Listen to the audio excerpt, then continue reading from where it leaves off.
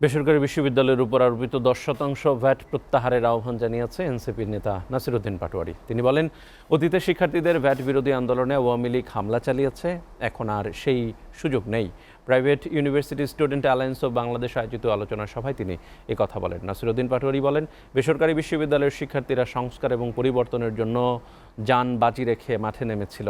সেই সংস্কারকে ইনিয়ে বিনিয়ে বর্তমান সরকার দীর্ঘায়িত করছে। তবে এনসিপি সংস্কার বাস্তবায়ন করেই ছাড়বে ইনশাল্লাহ। শেখ হাসিনার প্রতিবাদী শিক্ষার্থীদের উপর গুলির নির্দেশ দিয়ে হাজার হাজার মানুষকে হত্যা করেছে, অথচ সেই খুনি হাসিনার রায় কার্যকর ভূমিকা না নিয়ে আজ আওয়ামী লীগের অফিস খুলে দেওয়া হচ্ছে।